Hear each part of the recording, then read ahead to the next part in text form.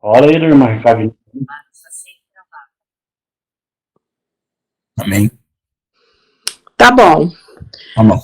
Nosso Deus, nosso Pai, Deus de amor, Deus de bondade, te louvamos e te agradecemos por mais um dia na sua presença, por mais um dia, Pai amado, que nós contamos com a tua misericórdia, que nós possamos, Pai amado, continuar contando e aproveitando aí, Senhor, esse tempo de graça que o Senhor está nos permitindo ter.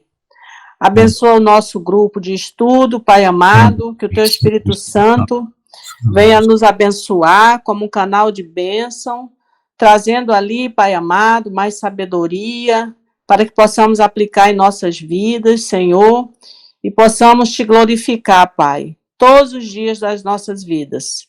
Estamos aqui, Pai, em crescimento, mas para que possamos dar bons frutos, Senhor. Nós precisamos do teu amor, do teu auxílio, e estamos aqui para isso, Pai. Esperando aqui com as mãos estendidas, Pai, que o Senhor nos acrescente diariamente mais sabedoria.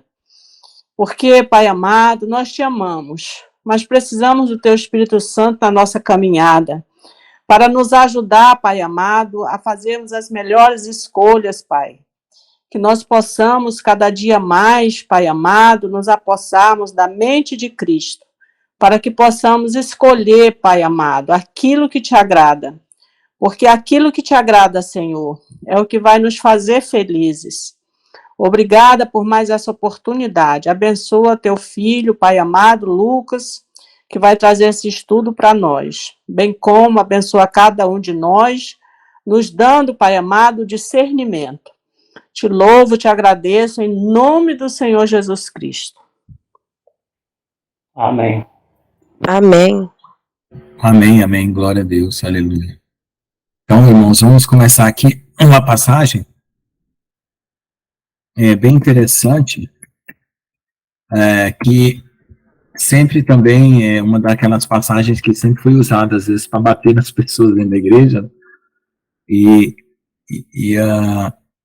algumas pessoas, como eu falei, sofreram, né, com algumas pregações que realmente deixavam a gente, às vezes, até vacilando, né, porque você não conseguia encontrar uma forma de, como eu falei, se lançar em fé, né, você fica ali bloqueado, né, achando que aquela situação é fatalista, né, quer dizer, é assim mesmo, não tem como mudar, e ficar por isso mesmo. Então, essa é a parábola do joio, né? Vamos lá. Yeshua fala mais parábolas para as multidões perto de sua casa. Quinto mês, ano 4027, depois da criação, 27 de agosto da Era Comum, semana 26, está em Mateus 13, 24 a 35, e Marcos 4, 26 a 33. Yeshua contou outra parábola dizendo: o reino dos céus é semelhante a um homem que semeou boa semente em seu campo. Mas enquanto ele dormia, veio o seu inimigo, semeou o joio no meio do trigo e se foi. E quando a erva saiu e deu fruto, apareceu também o joio. Vieram então os servos do dono da casa e disseram-lhe: Senhor, não semeaste boa semente no teu campo?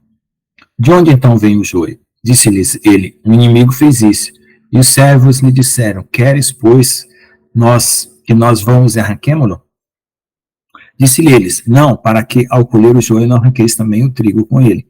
Deixai que um e outro cresçam juntos até a colheita, e na época da colheita direi aos seus filhos: primeiro recolhei o joio e amarrai em feixes para queimar, mas reúna o trigo em meu celeiro.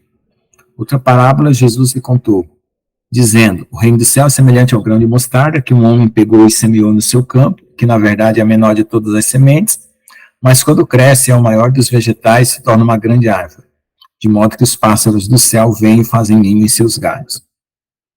Aí outra parábola diz assim: o reino dos céus é semelhante ao fermento que uma mulher tomou, escondeu em 3 medidas de farinha até que tudo esteja levedado. Tudo isso Yeshua falou em parábolas ao povo, e sem parábolas ele não falou com eles, para que se cumprisse o que foi dito pelo profeta, quando disse: abri minha boca em parábolas, vou declarar coisas ocultas desde a fundação do mundo. Amém? Então, um comentário que a gente pode fazer sobre essa parábola do joio, né, é o seguinte: quando o Senhor Jesus trouxe o Evangelho, O evangelho se espalhou por todo o mundo, mas houve deturpações do evangelho e utilizações de trechos da Bíblia para fazer evangelhos paralelos, né? Esses evangelhos paralelos, né, deram origem, por exemplo, ao islamismo, tá? Que surgiu no século VII, ok? E também houve outros evangelhos relacionados à pessoa de Jesus ou aos escritos bíblicos, né? E que não necessariamente traziam uma mensagem de arrependimento e salvação, e nem tampouco uma mensagem de reino, né? E o que aconteceu? Esse joio, né, ele cresceu, e essas doutrinas, elas começaram como dizer, se entremear uma entre as outras, né? Quando houveram alguns concílios para definir a religião cristã através do reinado de Constantino, algumas ideias, né, foram tiradas, né? E a doutrina, vamos dizer assim, ortodoxa, né, aquela doutrina aceita, ela permaneceu, né? E depois foi necessário uma outra reforma, né, um outro posicionamento ao longo da história. Então, por exemplo, tem doutrinas que se dizem cristãs que não creem que Jesus Cristo é Deus, ou que ele é Deus, ou que ele é um com o Pai, é apenas um homem. Esse tem um problema muito sério, porque para redimir a nossa culpa, né, Jesus precisa ser totalmente homem e totalmente Deus, né, para poder ter o poder de resgatar a vida e o poder de perdoar pecados. Então, se Jesus fosse apenas um homem, ele não teria poder de perdoar pecados, né, ele não teria autoridade para julgar, né, ser constituído juiz, né, sobre o céu e sobre a terra. Então, a gente chama essa doutrina de ariana, né, que deu origem às testemunhas de Jeová. E assim vem acontecendo, né, só para falar um pouco do islamismo, o islamismo, ele foi, assim, nascido, aquela revolta contra os judeus, ele nasceu no seio do cristianismo católico, por volta do século VII, né, porque haviam disputas, né, dentro dessa situação, e aí teve um profeta, né, que é chamado profeta lá do Islã, que disse ter visto o anjo Gabriel e conversado com ele, trouxe uma doutrina errada. Ele trouxe para dentro da igreja cristã e não foi aceito. E ele levou para os judeus e não foi aceito. Aí, por revolta, ele criou o islamismo. Tá? Isso aconteceu no século VII. Então, essa questão de disputa, né, religiosa e de ódio que surgiu entre as vertentes cristãs ou vertentes bíblicas, né, deram origem a pessoas trazendo um fruto que não agrada ao Senhor, que é o que é chamado joio, né? Por quê? Porque o objetivo da palavra de Deus é formar Jesus em nós, né? E o joio, em contraste com o trigo, ele é uma palha, né, semelhante ao trigo, mas não tem o grão. Então, se nós compararmos, fizermos essa figura do trigo como sendo a semente que foi semeada em nós para dar origem a uma plantação espiritual que tem como resultado o grão, que é o próprio Jesus em nós, né? O joio não forma esse grão. Então, isso é muito importante, a gente usar esse critério do própria descrição do joio e do trigo para distinguir quais doutrinas estão dando lugar à formação de Jesus em nós, o brotar de Jesus em nós, né? Então, nós temos aí o amor ao próximo e o amor a Deus sobre todas as coisas como mandamentos que vão levar você a essa formação espiritual, tá? A finalidade desses dois mandamentos, amar a Deus sobre todas as coisas e ao próximo como a ti mesmo, é para gerar Jesus em nosso coração. né? Para cumprir o Apocalipse 12, né? Então vamos lá.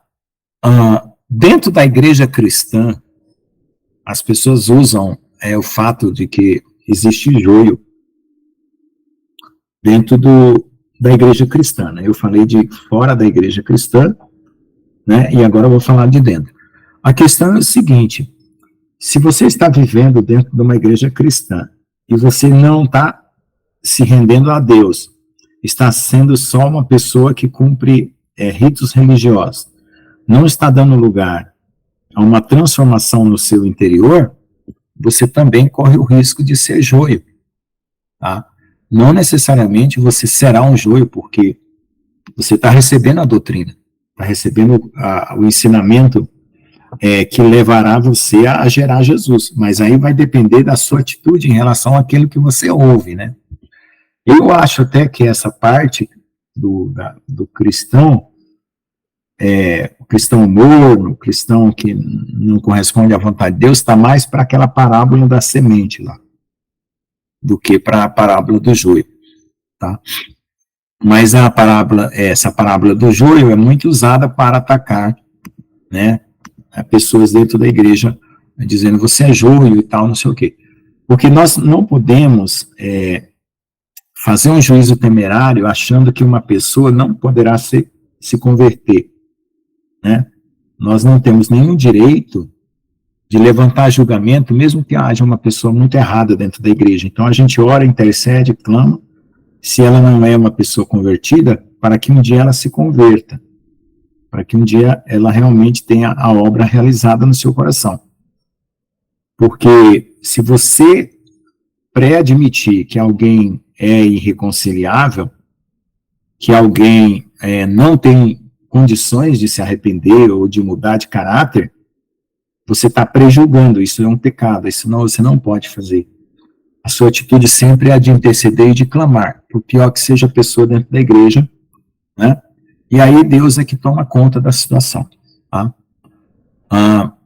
Outra parábola, deixa eu ver aqui, deixar recolher amarrar um feixe para queimar o trigo no meu celeiro, né? Então, esse aqui é o final dos tempos. Ele vai falar, ele vai pegar essas mesmas parábolas e vai explicar lá na frente, tá? O grão de mostarda é usado para dizer que aquela semente, ela é tão pequenininha que é o dom da fé, né? Você crer que Jesus é Deus em carne é uma dádiva do Espírito Santo, tá? Ninguém confessa que Jesus é Deus em carne se não for pelo Espírito Santo. Isso está escrito na própria parábola, está escrito no testemunho que Pedro deu de Jesus, e está escrito nas cartas de João, sobre essa capacidade de reconhecer que Jesus é Deus em carne. Isso é uma revelação realmente transcendente e espiritual. Eu tenho assim, por certo, isso, porque teve uma época que eu alcancei essa revelação, e antes eu achava que Jesus era um revolucionário, sabe? Eu ouvia muita música do Raul Seixas, né? E tinha até uma música interessante que dizia assim: ô moço do disco voador, me leve com você para onde você for. Naquela época, eu andava atrás dos extraterrestres, porque eu queria escapar desse mundo, porque eu já achava esse mundo muito louco. Então, aquela música do Raul Seixas, que dizia, ô moço do disco voador, me leve com você para onde você for, era uma música que eu curtia na minha juventude. E eu fui ao encontro de extraterrestres, né, exatamente por causa disso. Aí eu olhava para Jesus, eu creio que Deus era o Pai, né, como a minha mãe me ensinou desde criança a orar a Deus como Pai, eu senti o amor do Pai, mas eu não entendia quem era Jesus. Aí eu achava assim que ele era um revolucionário, tipo hippie, sabe, barbudo, cabeludo, né, e andava por aí, e aí morreu na cruz, porque não foi compreendido e não deu muito certo. Era o que eu pensava, porque naquela época tinha um reverendo Moon, não sei se vocês ouviram falar do reverendo Moon, que ele tinha esse evangelho de dizer que Jesus não conseguiu fazer as coisas que ele prometeu. Aí um dia eu estava escovando os dentes lá em Brasília, eu tinha entrado na USP em São Carlos, e estava aí com 17, 18 anos, escovando os dentes, aí eu, de manhã cedo, olhei para o espelho, levantei o rosto assim e falei, Deus, Pai, se Jesus é alguém importante, porque na igreja católica, eu era católico, né? Dizem que há os mistérios de Deus, e a gente não pode tocar nesses mistérios, a não ser que o Senhor revele. Era a visão católica, né? A gente pode tocar, assim, nos mistérios de Deus. Aí, eu pedi para o Pai, Pai, se Jesus é alguém importante, me revela, então, quem é Jesus, para que eu saiba e possa considerar as coisas que são realmente importantes. Aí, a partir daquela oração simples ali, no escovando os dentes, né, parei assim de escovar os dentes, olhei para o espelho e falei essa oração, Deus começou o processo de mudança na minha vida, mostrando que Jesus era Deus, né, foi quando eu pedi para ele provar, e eu comecei a pedir provas, né, pedi para ele provar que tinha ressuscitado, né, e eu passei 3 dias sentindo a presença dele me abraçando, só não pedi para ver ele se materializar ali, porque eu achei que ia ficar assustado, ou que eu precisava manter a minha fé, né? Quer dizer, não por vista, mas por fé. E ali mudou a minha perspectiva em relação a Jesus, né? E eu aconselho qualquer um que tem ainda qualquer problema nesse sentido, que ponha Deus à prova, tá? Não tenha medo de pôr Deus à prova naquele que diz respeito à sua salvação. Deus gosta disso, tá? Então, Deus gosta que você... Aí, depois dali, eu comecei a pedir para saber se os anjos existiam, né? Se os anjos existiam, eu queria saber, porque o diabo tinha sido desinventado, né? Naquela época, eu estou com 40 anos de fé, você perguntava sobre o diabo nas igrejas, não, o diabo é uma lenda, o diabo não existe. Aí quem reinventou o diabo foi o Edir Macedo, né? Foi quando a igreja dele estava começando, ele começou a expulsar demônio, fazer entrevista e mostrar que o diabo existia. Ali começou-se as pessoas novamente a acreditar que o diabo existia, porque dentro da igreja católica, muitos teólogos já tinham se infiltrado dizendo que o diabo era uma lenda. Então, tudo isso é perigoso, porque o inimigo, ele adora o anonimato. Se ele ficar anônimo, ele trabalha melhor, entendeu? Você desconsidera a guerra espiritual, que é muito séria, é uma das coisas mais sérias que você tem dentro do Evangelho, depois da morte e ressurreição de Jesus, né? É a guerra espiritual, e você precisa entender essa guerra, porque o inimigo vai te atacar, como dizem, né? Você pode até brincar de crente, mas o diabo não vai brincar de diabo, né? Então tem essa história também. Então, continuando aqui. Viu, pastor Lucas? Pode falar. Lembra do Padre Quevedo? Lembro, tá, era da mesma época. O diabo não existe. Eu me lembro, é da mesma época. Então, tinha vários teólogos dentro da Igreja Católica fazendo esse tipo de doutrina, né? Minando, né? Tinha gente que falava que Adão era uma lenda, que Satanás era uma lenda. Eu acho que isso também tinha influência da canhota, né? A canhota já estava trabalhando com as ideologias nessa época, né? Então, foi muito complicado, viu, gente? Foi muito complicado essa época. Eu me lembro que o ano de 93, se eu não me engano, né, foi uma época até que um pastor famoso cometeu um adultério aqui no Brasil. Não vou falar o nome, mas foi um dos anos mais difíceis de se passar em termos de luta espiritual. Eu me lembro que foi um ano de angústias terríveis, com muita batalha espiritual em 93. Tá bom? Vamos lá. Deixa eu ver. É o grande mostarda, né? Eu falei da fé, né?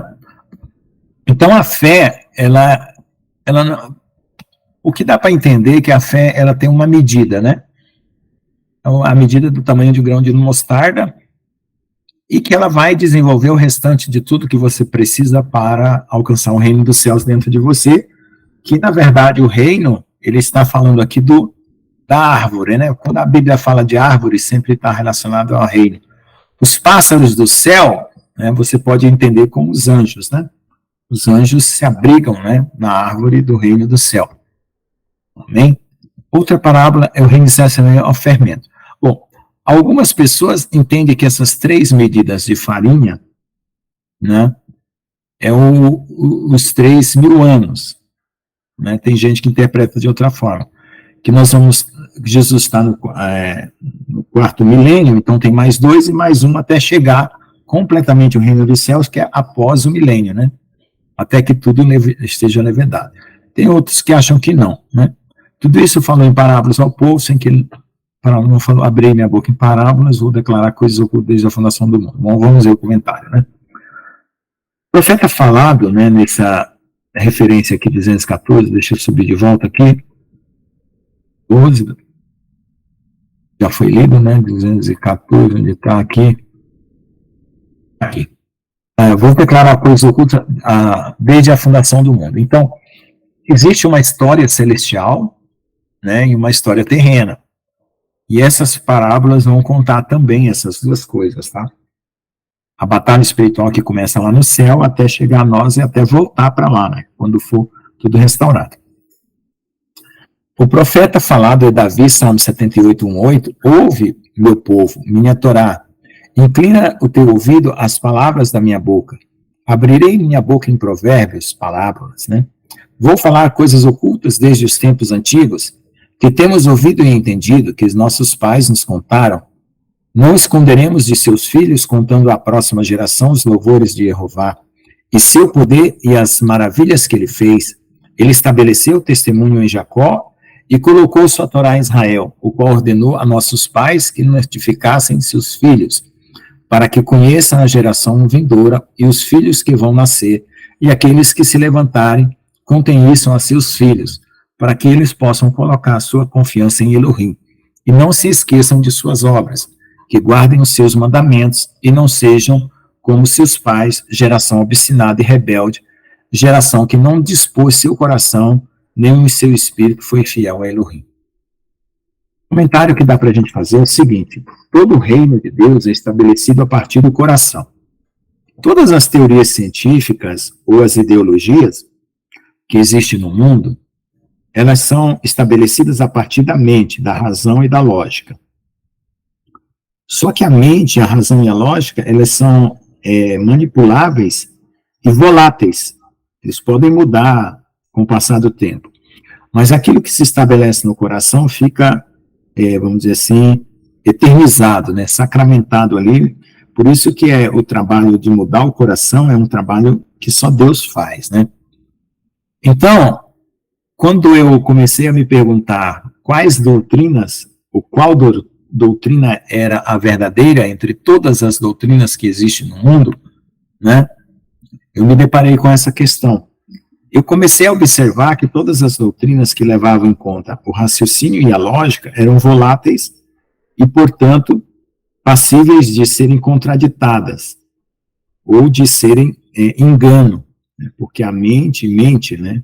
Eu acho até que no português colocar esse nome de mente para poder a gente lembrar que a nossa mente mente para nós mesmos, tá? Quando eu comecei a entender a questão do coração, de que o coração é algo que precisa ser trabalhado, e o coração tem neurônios também, tá? Só para vocês ficarem sabendo. Então, o coração também elabora uma inteligência, né, assim como o cérebro. Então, quando eu comecei a perceber que as coisas do coração eram fixas e eram também ligadas à eternidade, por quê? Porque o conhecimento lógico e racional ele é ligado à nossa realidade visível, mas o conhecimento do coração é ligado à realidade invisível.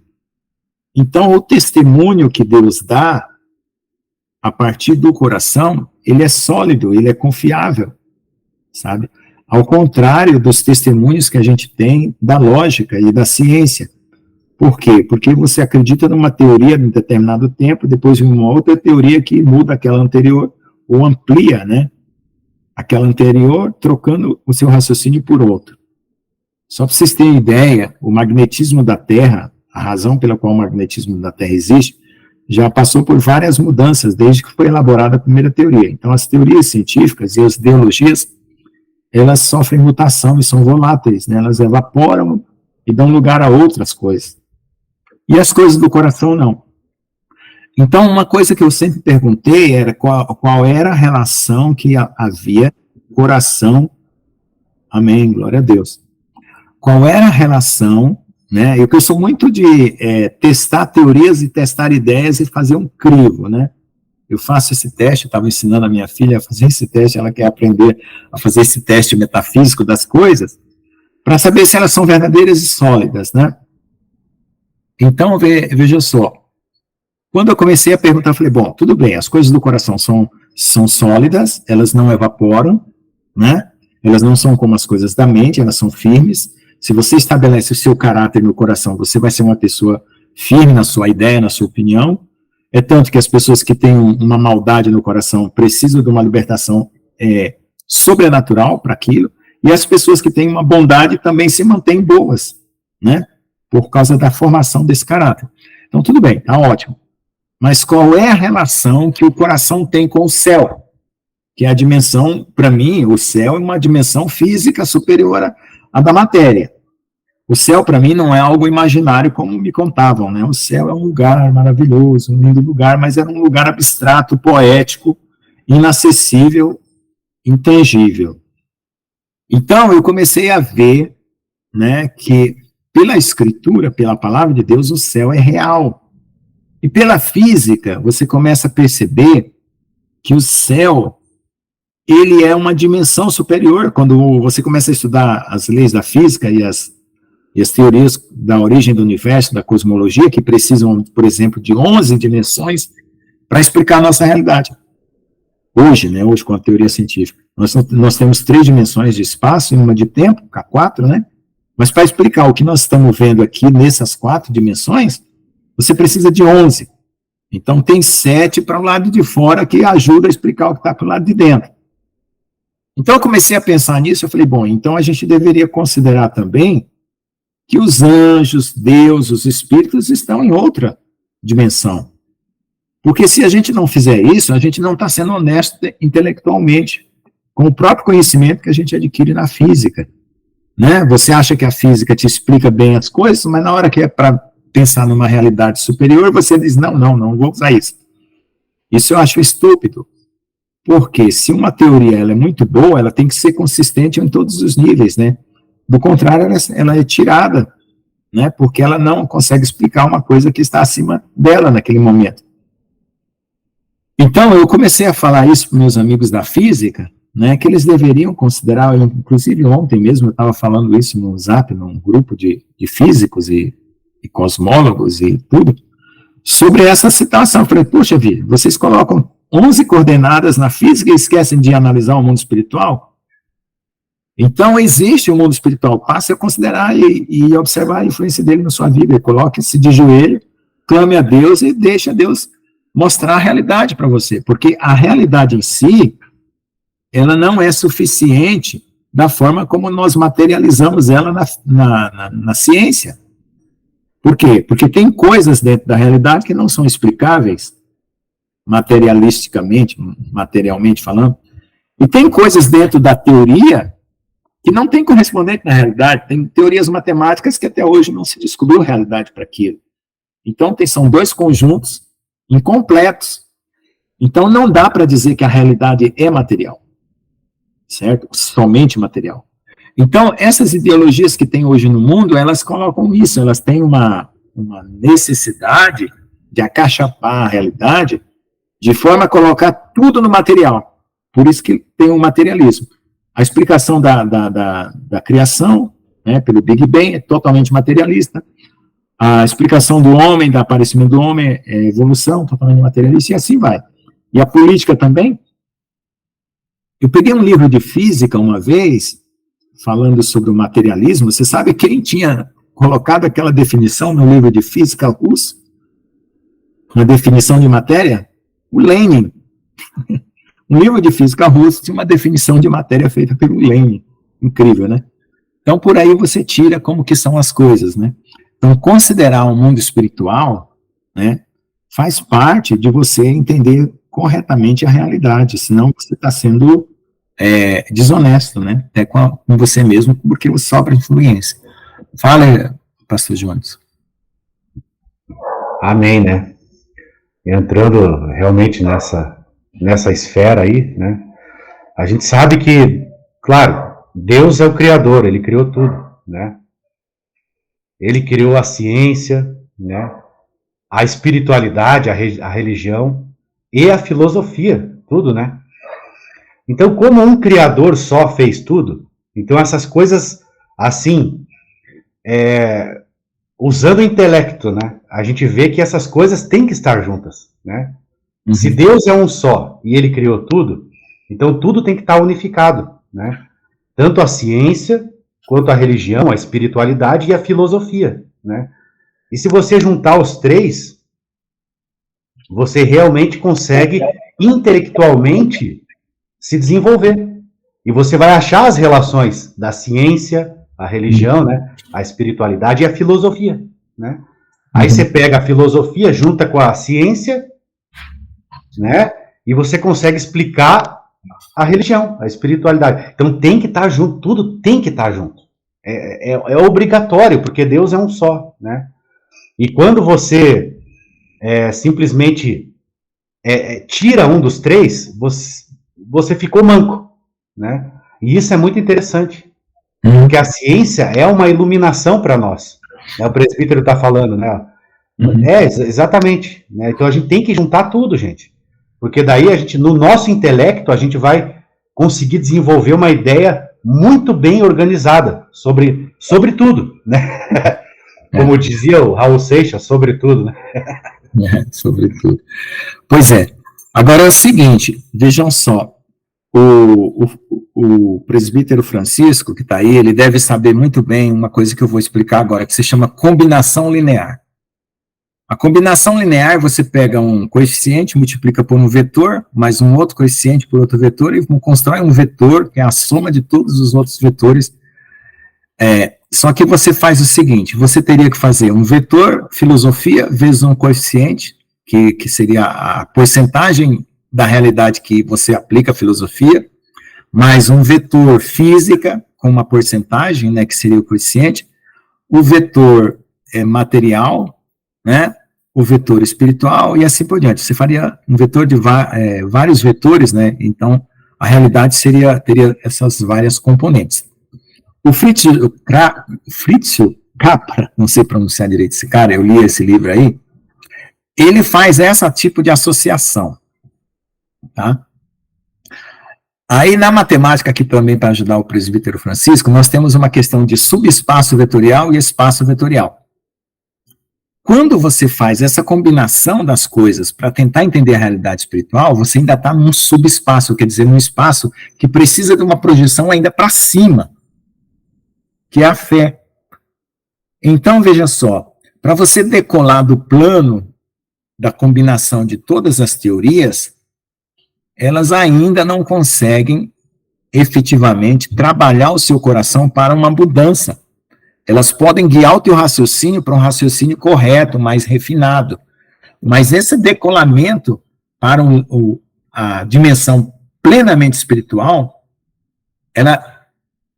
essa combinação, ela é um subespaço. Então você precisa da ajuda do Senhor, do próprio Jesus Cristo, para te sugar para cima. Tá? É uma coisa que eu percebi.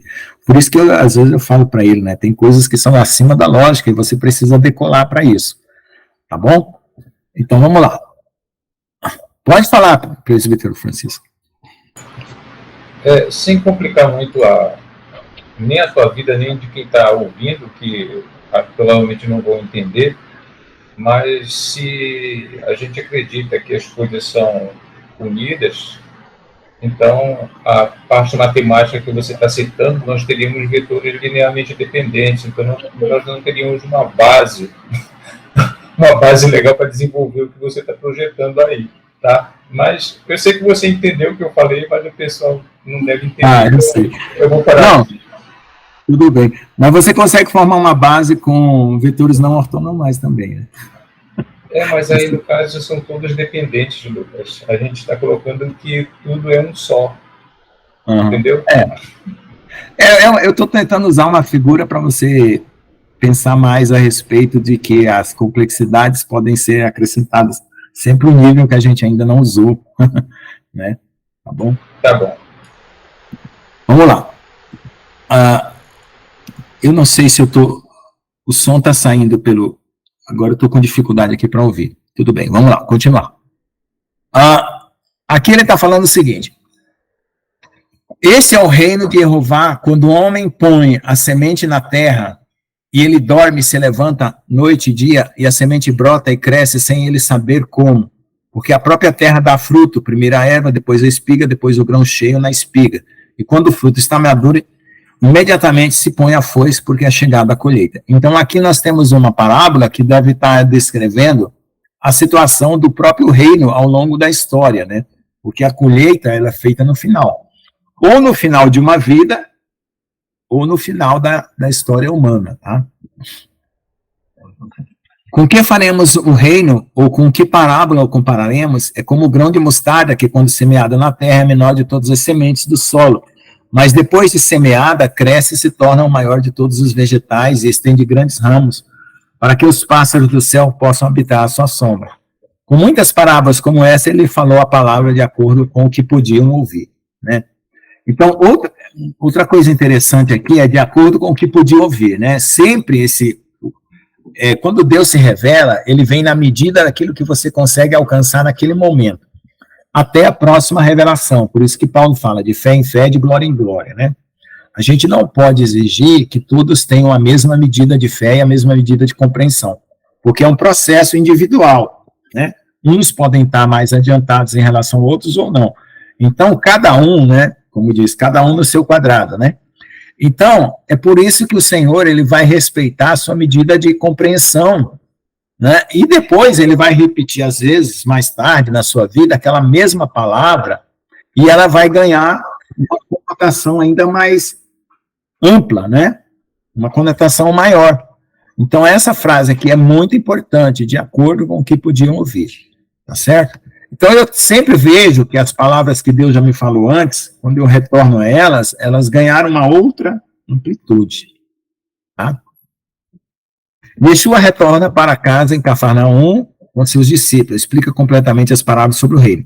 Aí ele vai sentar e explicar as parábolas, tá?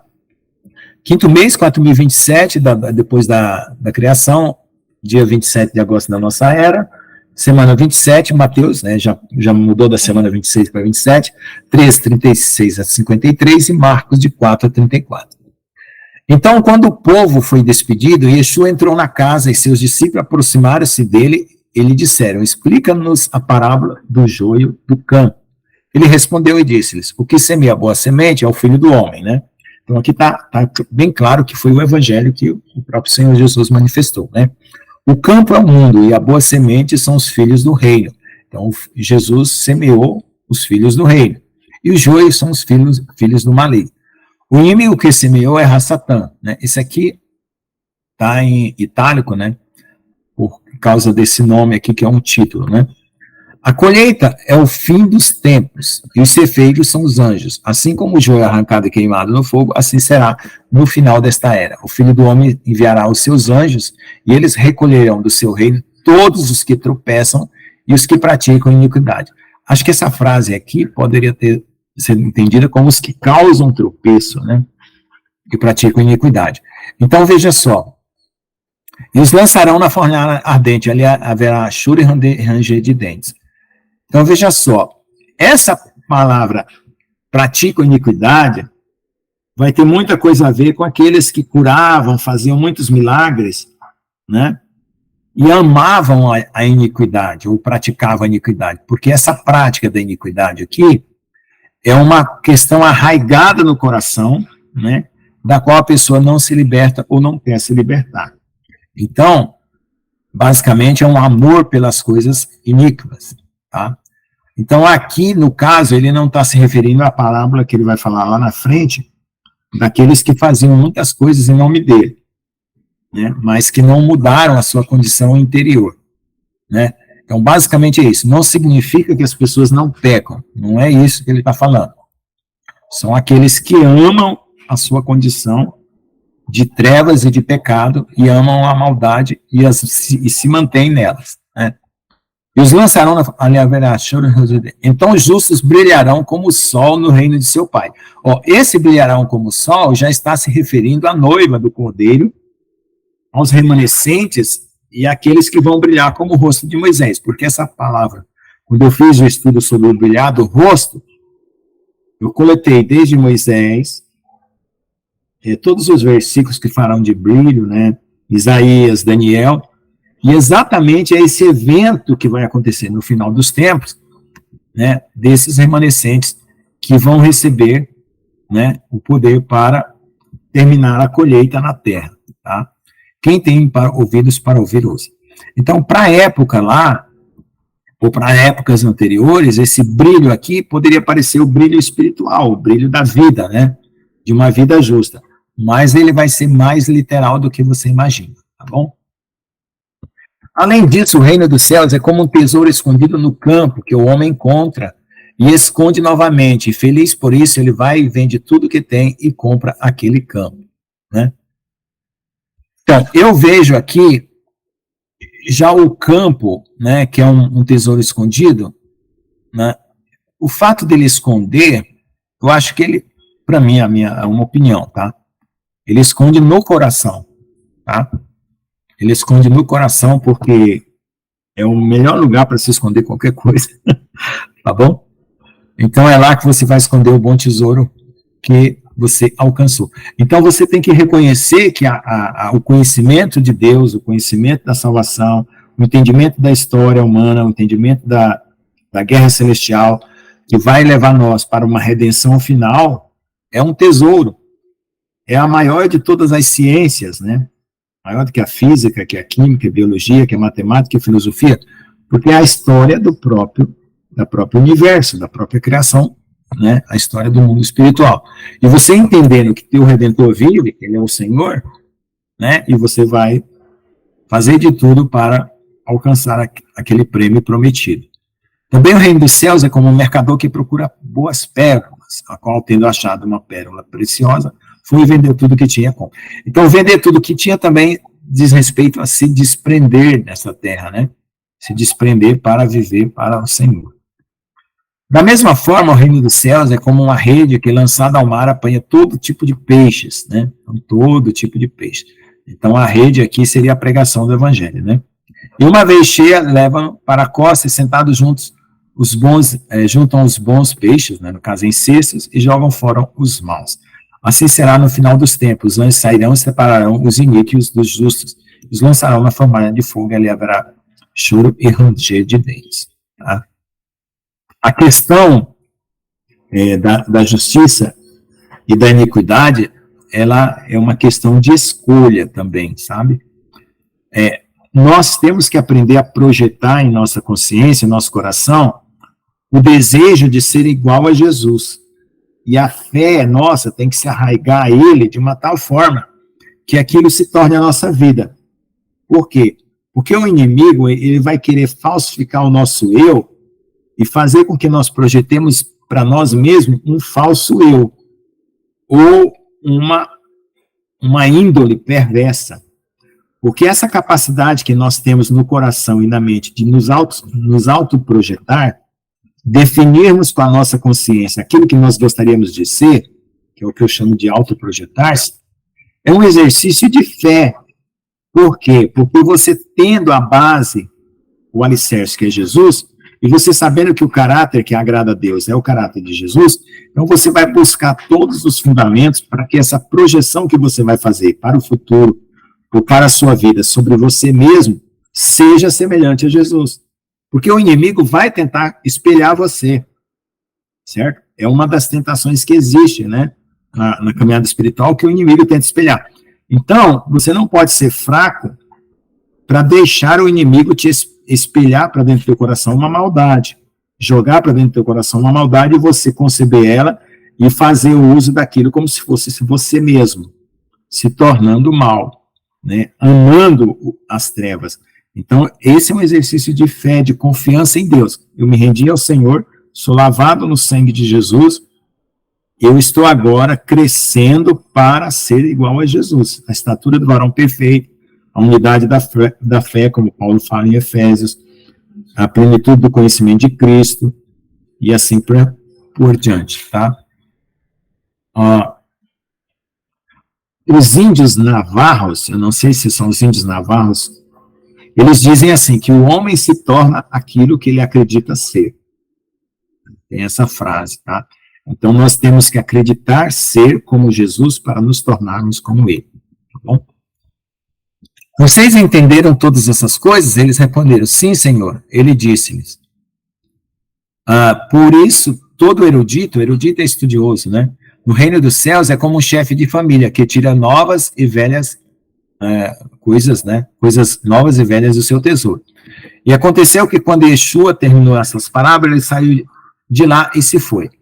Aqui em Daniel, aqui vamos ver o 215, que é o comentário 215. Brilharão no...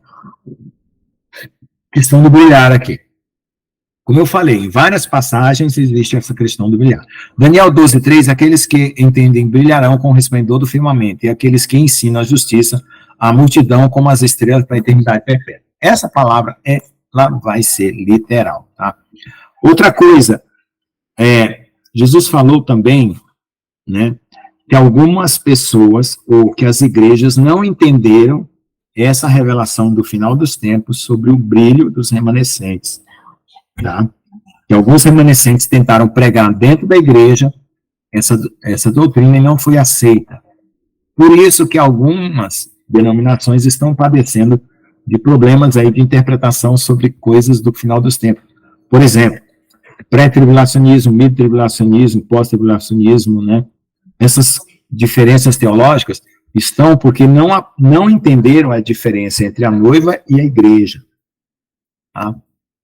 E sem parábolas, Yeshua não falava com eles, embora seus discípulos em particular ele tenha declarado tudo. Tá? Então, vamos lá. Naquela noite, Yeshua cruza o Quinerete e acalma a tempestade. Então, aqui nós temos um outro assunto, né? Nós estávamos no assunto das parábolas, certo? Nós entramos aqui, deixa eu voltar aqui, foi quando nós começamos, né? Isso. Nós entramos aqui no 86, e ele começa a falar em parábolas, e agora ele vai acalmar a tempestade. Aqui tem outra revelação importante sobre a pessoa de Jesus. Alguém quer comentar essa parte aí, para a gente poder mudar de assunto? Porque ainda dá tempo ainda a gente avançar. São 20h48, né? A gente já avançou vários assuntos, né? Pode falar, pastor Jones. Amém, Jesus. Não, assim, o pastor Lucas aí comentou sobre o coração, né? E o que eu vou dizer, eu sei que o pastor João vai gostar muito, né? Porque é o seguinte, né? Se a gente vê dessa perspectiva, né? Tudo bem, a gente vê que grande parte do Pentateuco, né? Grande parte do Pentateuco, ele foi ditado pelo próprio Deus, né? Uhum. A história de Gênesis foi ditada por Deus, para Moisés, né? A história tudo que aconteceu em Gênesis veio da boca de Deus, aí todas as outras coisas. Mas a Escritura, ela mesma, em si, veio do coração dos homens, né? O coração das pessoas que estavam cheias do Espírito Santo, né? Porque Moisés, ele contou, provavelmente foi ele que narrou as histórias que ele passou, né? Ele, né, amor, a Nilva até tá se manifestando aqui, né? Não é verdade? Sou liberta. Não tá, entendi. Né? E então, aí você pega a fenda da rocha, o que tem? E o Senhor, quando o Senhor passou, e ele viu o Senhor passando, ele estava na fenda da rocha, ele viu todo o Pentateuco. Ele viu o Pentateuco? Então, na fenda da rocha? Então, a gente vê, aí você pega o Velho Testamento, né, a Taná inteira lá, que é os leis, profeta, e salmos e tudo, né? Isso veio do coração deles, né? Muitas coisas Deus falou literalmente para os profetas, né? Muitas coisas eles escreveram direto de Deus, né? Foi uma mensagem de Deus. Mas grande parte da Escritura, né, veio do coração. As palavras de Jesus veio do coração de Jesus, né? A maioria do Novo Testamento lá, as epístolas, até o Atos, né, vieram da onde? Do coração dos discípulos, né? E isso é interessante. Mas eles estavam o quê? Cheios do Espírito Santo, né? Eles estavam, assim, inspirados totalmente pelo Espírito Santo. Então, realmente, a Escritura veio do coração dessas pessoas, né? Se a gente for ver, né? E isso é muito interessante, né? Agora, pessoas cheias do Espírito Santo de Deus, né? Pastor João deve ter gostado, né?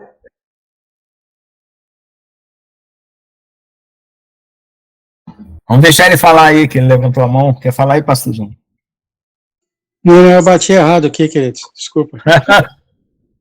Tá bom. Vamos então para a tempestade. Jesus acalma a tempestade. Naquela noite, Yeshua cruza o Quinerete e acalma a tempestade. Quinto mês, 4027 depois de Cristo, 27 de agosto da era, né? Nossa era comum. Eu acho que estou achando estranho aqui, espera só um pouquinho, talvez eu tenha cometido... Esse 27 de agosto está repetido, né? Você muda de semana e os 27, será que o Google me fez essa traição? Né? 27 de agosto está aqui todo ano. Meu Deus, eu mudo de semana e o 27 de agosto não sai? Houve algum problema aqui, né? Deus, passa dias e noites e não sai do 27 de agosto. 27 de julho. Não, aqui tá. Aqui 2 de agosto.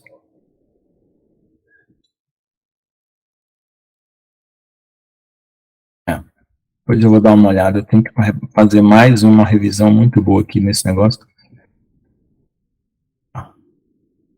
Vamos lá.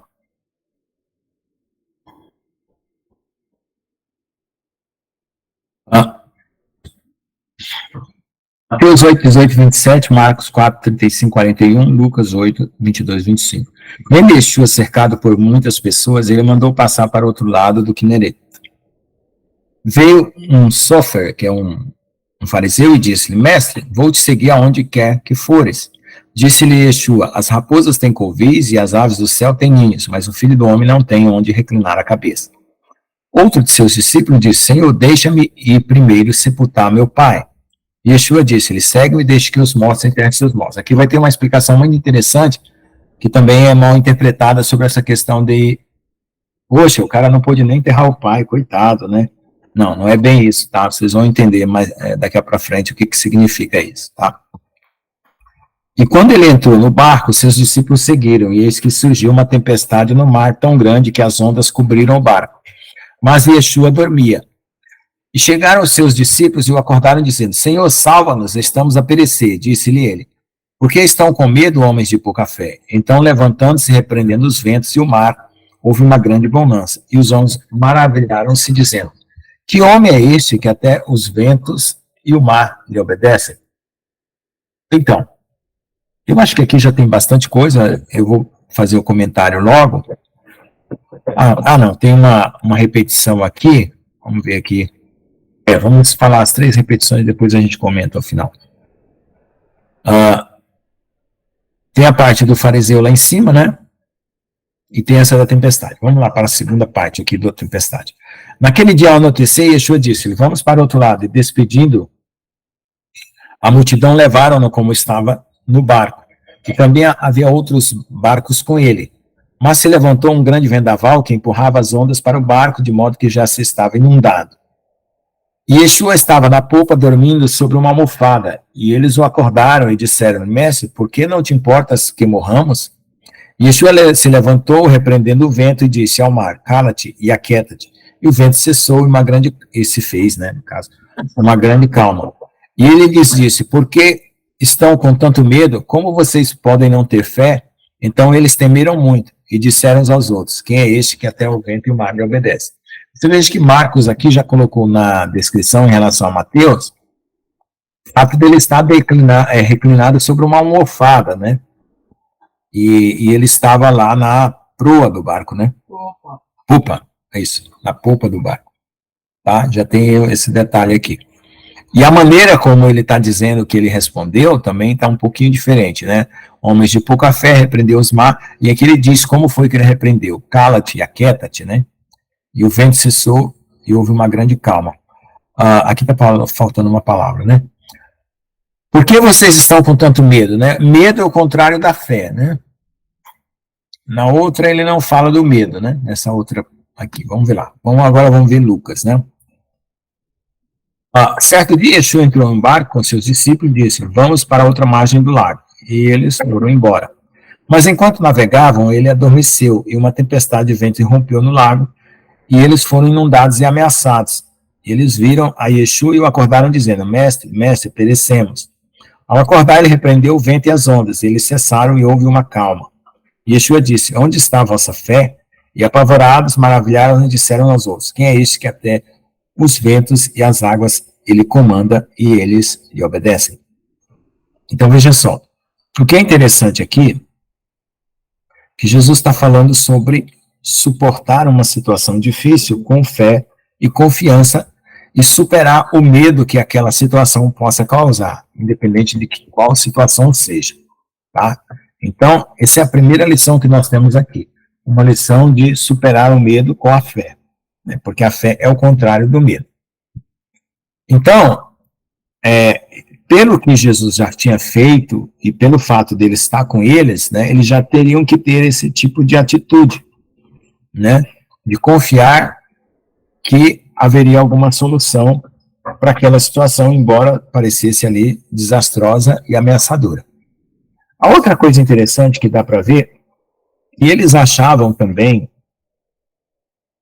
que as tempestades e os ventos ocorriam por causa de deuses, né? Principalmente os gregos pensavam nisso, né? Fúria de deuses e anjos. Então, no caso dos judeus, seriam anjos caídos, que poderiam estar ali ameaçando a viagem deles, né? Exatamente por causa de uma batalha espiritual que eles estavam atravessando ali, que é o inimigo tentando se opor, né? Isso, Poseidon, exatamente. Então, como havia toda essa mentalidade cultural misturada ali, né, da origem dos ventos e da tempestade, e o fato de também ser possível, né, que os anjos caídos pudessem ter esse poder para ameaçar fazer essas coisas, então esse reconhecimento de autoridade, então acrescentou a eles fé, né, porque era um momento que eles não estavam tendo fé, mas o Senhor lhes deu fé, né, porque a conclusão dele né, que é o seguinte: bom, ele é maior do que todos os deuses gregos, né? É maior que Poseidon e é maior que os anjos caídos. Se eles tivessem lido o livro de Enoque, eles iam pensar nos anjos caídos tentando fazer a tempestade. Se eles tivessem influência da cultura grega, eles iam achar que eram os deuses, né, gregos, o Poseidon, que são as mesmas pessoas, né, com nomes diferentes, pelas culturas diferentes. Mas eu quero dizer o seguinte: que o Senhor acrescentou fé neles, porque é o momento que eles reconheceram, né, que os ventos e as águas ele comanda e obedece, é uma posse de fé que está acontecendo ali. Então, na nossa vida, quando nós estamos em tribulação, nós temos que lembrar, e engraçado que o racional, ele anula, né? O medo anula o racional, você não consegue lembrar de nada do que você leu, de que você escreveu, de que você pensou, de que você calculou. Mas tem que estar no coração. E se está no coração, aí brota aquela palavra. Por isso que fala que a gente tem que entronizar a palavra no coração. Porque no momento da angústia, você não raciocina com esse tipo de atitude de superação. Não, Jesus é maior que os deuses. Você pode até falar isso para os seus amigos, falar isso na escola, na universidade, para todo mundo, para os seus colegas: Jesus é maior que os deuses. Mas tem que estar no seu coração para que ele brote no momento do seu desespero. Se não tiver no seu coração, você não vai conseguir lembrar que Jesus é maior que os deuses. Entendeu? Isso é muito importante. Então, a palavra de Deus tem que ser comida, ruminada, alimentada, entronizada, para você, na hora da tempestade, suscitar do seu coração essa fé. Tá bom? Bom, falando aqui dos fariseus, né, que o cara queria seguir ele, né, e Jesus falou assim: olha, me seguir não vai ser uma coisa tão fácil quanto está lá no conforto, né, do templo, né? Lá no templo vocês têm como reclinar a cabeça, né, tem o conforto do templo, mas vocês vai ter situações pior do que as raposas, né, e que as aves do céu, porque aquele que vai me seguir vai ter esse tipo de desconforto, né, que os fariseus estavam acostumados. E a questão do discípulo, né, que quer seguir ele, vocês vão entender agora aqui, tá? Aqui tem uma explicação sobre por que Jesus manda os mortos enterrar seus mortos. Mateus 8, 21, ou seja, esperar que meu pai morra, ele não estava cavando uma cova nesse momento, quer dizer, não estava com o pai morto e ele tinha que voltar para casa correndo para enterrar o pai para poder seguir Jesus, não é essa a situação, tá? Isso aí é uma figura de linguagem que era usada pelos fariseus para dizer que o filho teria que cuidar do pai até quando morresse e depois ele estaria livre para seguir a sua vida em frente, tá? Então Jesus está querendo que ele passe a seguir ele a partir dali, daquele momento. É que até mesmo o fato de estar seguindo a Jesus iria influenciar a família, né? Não se trata de estar com o pai na cova ali, ele corre para casa, vou enterrar, né?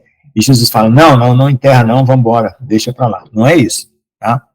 É responsabilidade dos filhos cuidar de seus pais idosos até a morte. Da resposta de Yeshua pode-se deduzir que havia outros membros da família que estavam mortos para o reino, que podiam cuidar dos detalhes em casa. Nem todos receberam o convite para seguir Yeshua durante sua viagem. Era uma vida difícil, e ele não tinha ideia de onde dormiria na noite seguinte.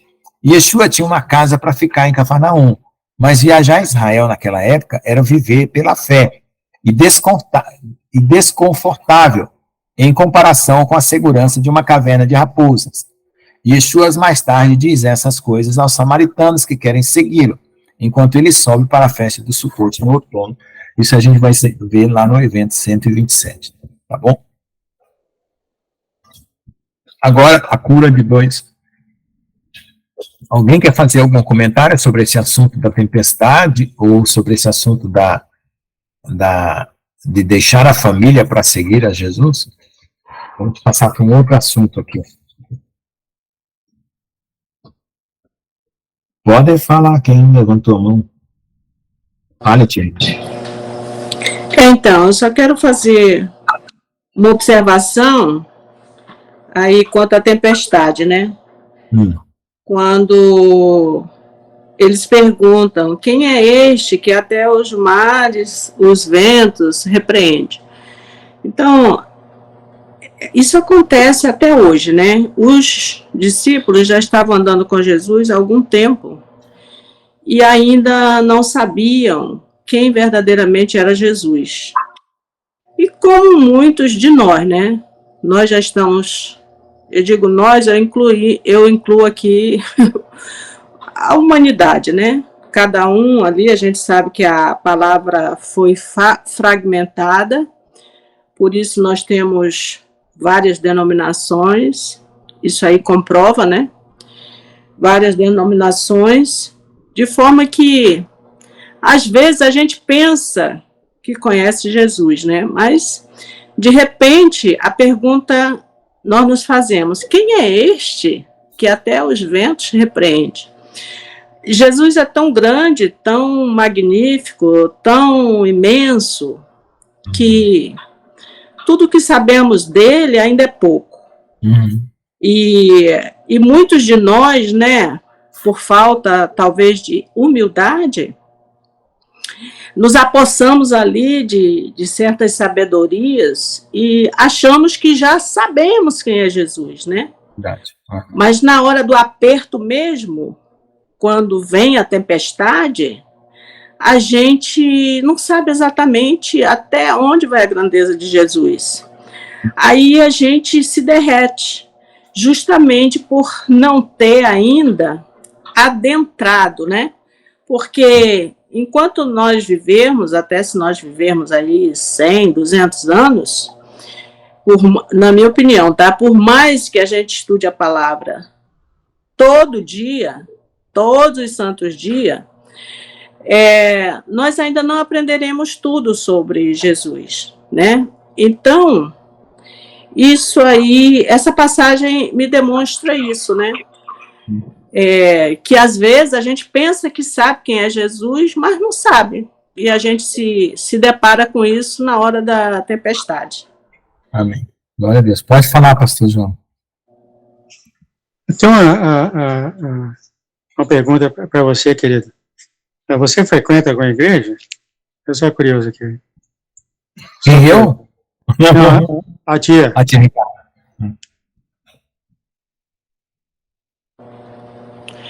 Não, nesse momento não. Eu já passei por diversas igrejas, né? Mas nesse momento não. Eu venho numa caminhada, né? Comecei ali na Igreja Católica e a minha busca verdadeira é pela palavra. Certo dia, eu andando no ônibus, estava no ônibus e vi uma escola dizendo: vem aprender a Bíblia, sem qualquer indução de denominação, né? Aí eu me interessei. Aí fui lá e estudei ali, acho que uns 2 anos, 1 ano, 2, não sei. E aí passei por diversas denominações, né? Batista, Assembleia, Igreja Americana, Igreja de Cristo. E eu estou na caminhada, né? Eu acho que cada vez que a gente aprende de Jesus, né, o Espírito Santo, quando você verdadeiramente quer achar a pedra preciosa, né, a gente caminha, a gente vai ali buscar mesmo aquela pepita. E é o que eu estou fazendo. Eu nunca me dou por satisfeita, eu já sei tudo. Não, eu estou aqui, para mim essa aula hoje aqui está sendo maravilhosa. Glória a Deus. Minha querida, a razão que eu perguntei isso, eu sabia que você ia falar que você não está em igreja nenhuma. Eu senti que você tem muita intimidade no Senhor. Você falou muitas coisas que requerem uma certa intimidade nele. Você falou coisas assim que, se você falar na igreja, eles te tiram da igreja, né? Tranquilamente eles te tiram da igreja. E você falou coisas que... É por isso que eu quis perguntar isso, porque a igreja não sabe disso, né?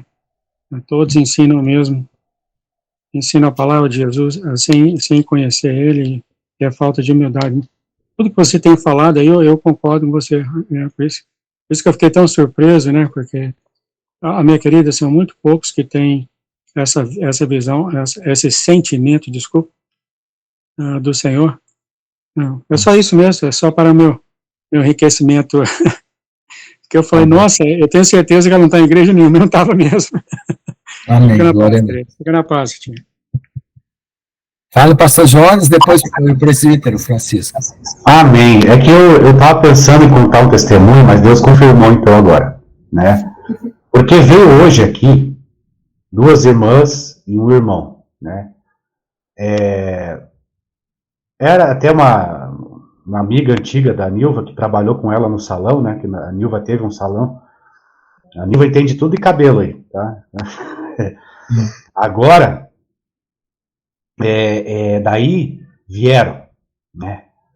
Da congregação, pastor Lucas, da congregação. Daí, foram orar, colocaram o véu para orar, né? Tudo. Mas, de repente, veio um rapaz, toca, bonito, louvo, e ele começou a falar: olha, eu sou da congregação, mas eu não sou religioso. Eu sou de Jesus, da congregação, pastor Lucas. Eu sou religioso. Eu estou só lá para congregar. Entendeu? Olha, coisa extraordinária. E eu vi nele e neles o mesmo espírito que a gente está pregando aqui. Entendeu? Ele falou isso. Ele falou assim, tem certas coisas que se eu pregar lá, eles me expulsam. Eles me expulsam da congregação. Certas coisas que eu falar lá. E deu para ver a liberdade do espírito dele mesmo. Né? Ele não estava preso aos regulamentos, nada. E eu percebi o mesmo espírito que a gente está pregando aqui. Amém. E ele falou da boca dele, que é o que o pastor João fala. Certas coisas, se eu falar lá, eles me tiram de lá. E ele começou a falar isso. E eu identifiquei o mesmo espírito que a gente está pregando aqui, amados. Amém. E foi uma coisa incrível para mim, porque eu vi o mesmo mover do espírito acontecendo, então, em outros irmãos, em outros lugares. Daí eu pensei, meu Deus, que coisa linda. Olha, está acontecendo, o espírito está movendo em todo lugar. Amém. E testificou no meu coração esse mover do novo, o profeta Batista, o mover do novo. Oh, glória a Deus, eu fiquei maravilhado, mas. Amém. Pode falar, presbítero. Só um pouquinho em cima até da fala da irmã Ricardina, né? Que ela falou da gente achar esse tesouro. Eu acho que foi o irmão Geraldo uma vez que falou a mesma coisa em uma das nossas reuniões, e aí eu já li essa palavra mais de uma vez, a passagem até que fala do tesouro escondido, né? E eu vejo, na verdade, sobre dois prismas. A primeira vez que eu li, eu entendi o tesouro como sendo o Senhor. A segunda vez que eu li, eu entendi o tesouro como sendo nós. E a gente entender o Espírito de Deus, né? É como, aí eu concordo com o pastor João, quando ele fala algumas coisas a respeito disso, a gente entender que nós estamos nele e ele está em nós. Amém. Ou seja, na verdade, são dois tesouros aí, é claro que com seus quilates diferentes, digamos assim, mas aos olhos de Deus a gente é muito precioso, tão precioso, né? É precioso como o Filho amado. Então é interessante enxergar essas coisas. Quanto à parte do estudo aí que você estava falando, né? Tem lá eu não sei se era nessa parte ainda, eu perdi um pouquinho. Ele fala, deixa os seus mortos enterrar os seus mortos. Não sei se foi nessa parte ainda, mas enfim, é nisso daí que eu pauto, né? Aquela parte que eu sempre falo que como é que é?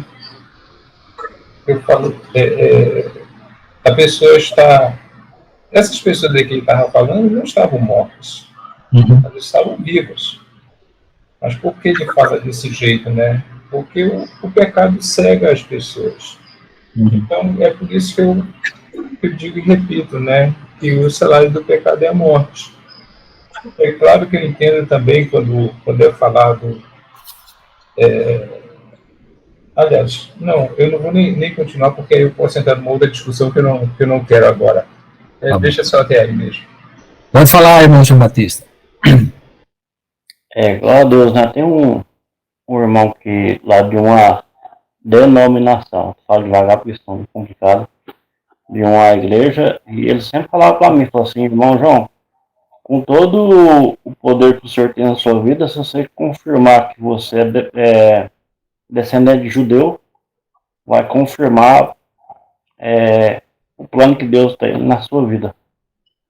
E aí depois confirmou, né? Que eu sou descendente de judeu e a gente tem que viver o novo, porque o Senhor sempre falava para mim assim, Espírito Santo, é para você viver o novo. Aí eu falava para Deus assim, é para viver o novo evangelho, é o Novo Testamento. Aí o Senhor só falava assim, o novo. Aí depois, ontem eu conversando com o pastor João, aí o Espírito Santo está revelando que tem muitas pessoas que a gente encontra na rua ou nas casas onde a gente vai evangelizar, eles, o Senhor está usando eles, né, com as revelações novas. Talvez você pense que você vai lá falar e ele já te fala antecipado. Então o Senhor está movendo, tá? Em nome de Jesus, está movendo os corações aí pelo mundo afora, amém? Pode falar, pastor João. Eu só queria falar aqui rápido do pastor Diano, que é a coisa que ele falou aqui, que foi uma grande revelação, tá? Eu não queria que eu passasse em vão, que a Bíblia ela foi escrita da intimidade que cada um escreveu, as palavras do Senhor. O Senhor vem e mostra alguma coisa para você, mas é baseado nessa intimidade que você conhece Ele, que você escreve na Bíblia. E aqui está o grande problema, que você lê as palavras que outra pessoa sabia no coração que estava escrevendo, mas você não entende. Por causa daquela intimidade que aquela pessoa tinha com o Senhor. Foi muito revelador o que foi falado aqui, tá? Uma das razões do que a Bíblia não é entendida, porque você tem que ter o seu coração no nível daquela pessoa que escreveu aquelas palavras. Daí a interpretação as dezenas de milhares de interpretações diferentes. Eu não queria que passasse em vão, né, foi uma grande revelação. Sobre o salário do pecado e a morte, pode ficar tranquilo, ninguém aqui vai morrer não, tá? Leva os seus pecados ao Senhor, senta com ele lá, tá? Fica na paz. Amém, glória a Deus. Glória a Deus. Ok, irmãos. Agora nós vamos pegar essa última parte, então são 21:15, dá para a gente comentar sobre a cura dos homens possuídos de demônios, né, que é os gadarenos, os gerasenos.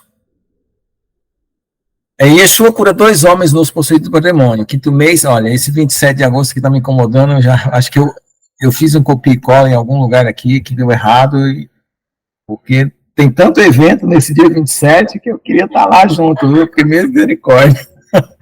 Os 2 homens vivem nas tumbas na área de Gadara, perto de Hipos, a margem setentrional das 10 cidades romanas. Marcos e Lucas focam na narrativa em um dos 2 homens que está possuído pela legião. São 2, só que na narrativa de Lucas, né, tem o foco mais em um, tá? Mateus 8, 28 a 34, Marcos 5, 1 a 20, Lucas 8, 26 a 39. Quando Yeshua alcançou o outro lado do Quinerete para a terra dos Gadarenos, 2 endemoniados vieram ao seu encontro, saindo dos túmulos ferozes de maneira tão forte que ninguém conseguia passar por aquele caminho. E clamaram dizendo: o que tens a ver conosco, Yeshua, filho de Jeová? Você veio aqui para nos atormentar antes do tempo? Uma manada de muitos porcos estava ali se alimentando longe deles, e os demônios suplicaram, dizendo: se nos expulsares, permite-nos que vamos àquela manada de porcos. Yeshua disse: ide. E eles saíram e foram àquela manada de porcos, e eis que toda a manada de porcos precipitou-se no mar, perto de um penhasco, e pereceu nas águas. E os que cuidavam deles fugiram. E quando eles vieram para a cidade de Hipos, eles contaram todas as coisas, e o que tinha acontecido com as pessoas endemoniadas. Então, as pessoas que estavam cuidando dos porcos que fizeram esse relato. E toda a cidade saiu para enfrentar Yeshua, e quando o viram, insistiram com ele para sair fora dos seus limites. Tá? Aqui vem ter um comentário sobre essa cidade, é o seguinte: a cidade de Hipos é uma cidade mais ao norte da Decápolis, das 10 cidades romanas que povoavam a margem leste do Rio Jordão. Hipos foi recentemente escavada e foi descoberto o templo de Dionísio, onde fazia parte do seu culto o sacrifício de porcos. A beber vinho até se embriagar e fazer sexo sem inibições. O porco, uma abominação, de acordo com a Torá, era o veículo que os espíritos demoníacos planejavam usar para reabitar corpos humanos posteriormente durante os serviços pagãos no templo. Os porcos preferiram se lançar no mar, fugindo aos planos dos espíritos, em vez de tolerar serem possuídos por eles. Os habitantes da cidade ficaram furiosos. Esse suicídio em massa de porcos representou um desperdício astronômico de dinheiro e recursos para o templo para esses pagãos. A Rainha Valera, que é uma tradução, diz: eles imploraram a Jesus para sair fora dos seus limites, o que é minimizado em tais termos religiosos tão amáveis.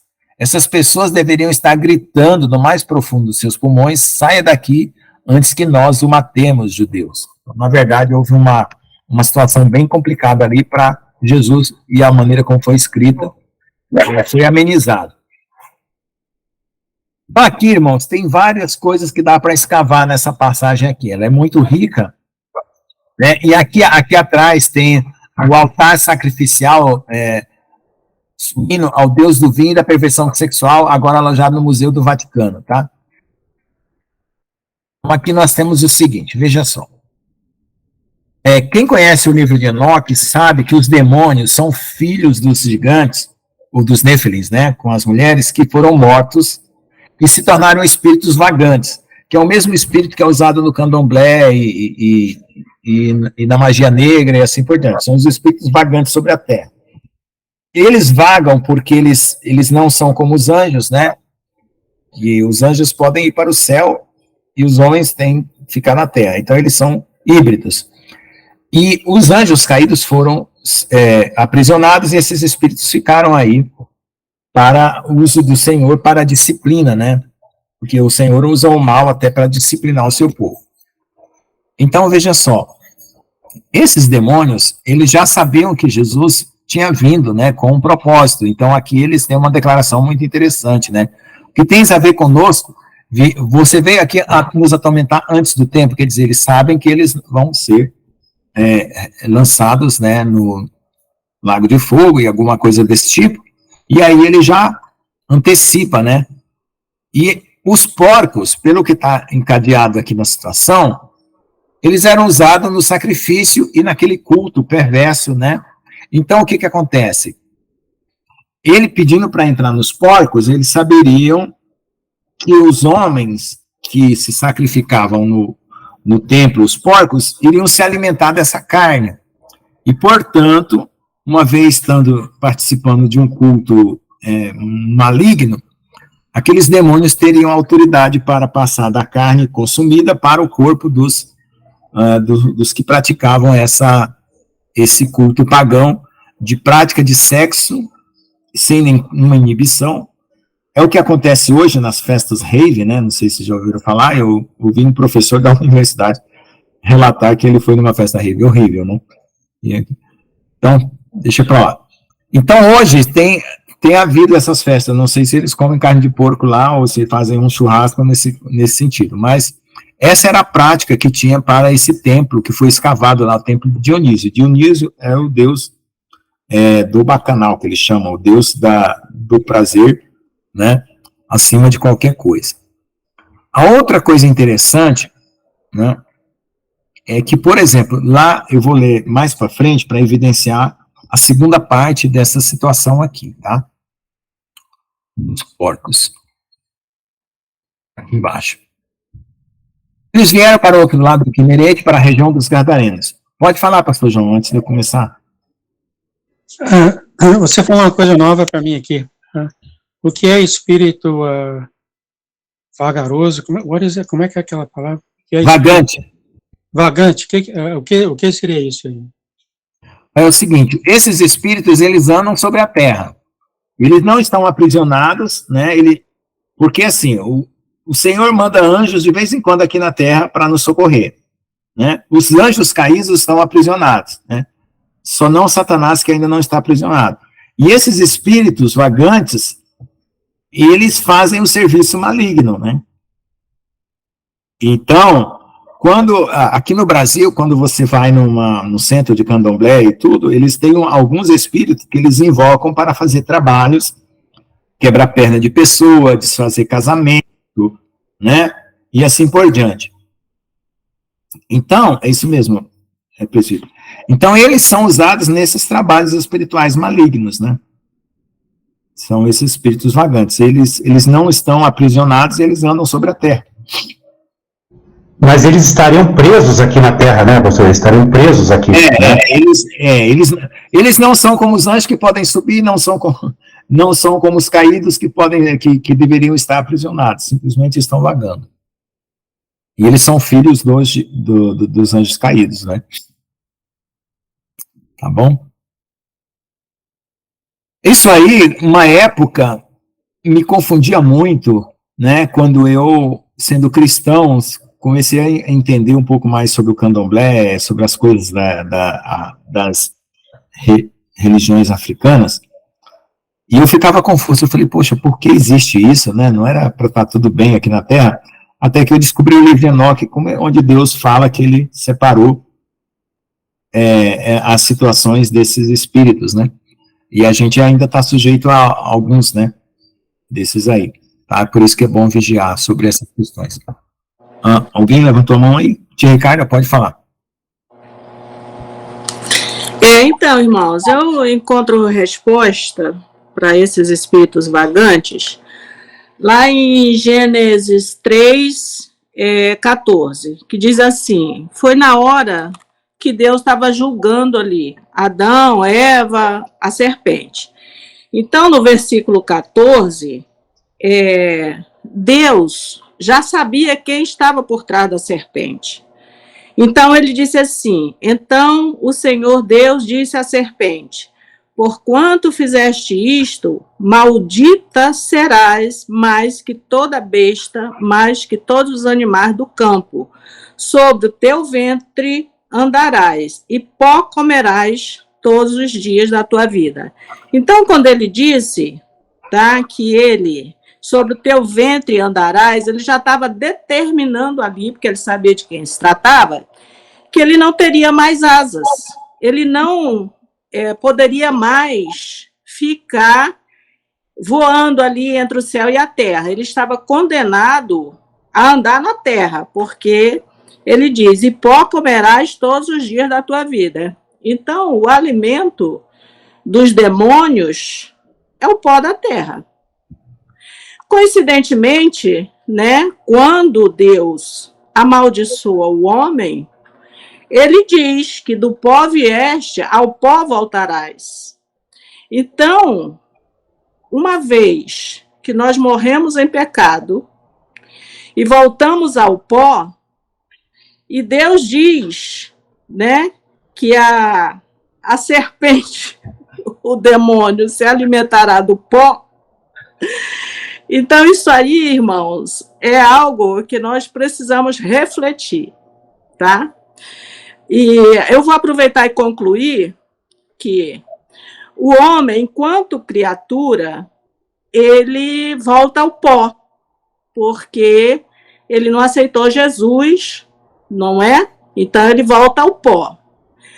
Mas o homem que aceita Jesus Cristo, que aceita o senhorio de Jesus Cristo, que ele foi gerado, né? Nós também fomos gerados a partir da nossa fé. Então, nós passamos de criatura para geração. Cristo. Então, nós não nos tornaremos comida de Satanás. Porque Cristo, uma vez que nós morremos, o nosso corpo ele vai ficar lá. Mas ele não vai ser comida de Satanás. Porque nós vamos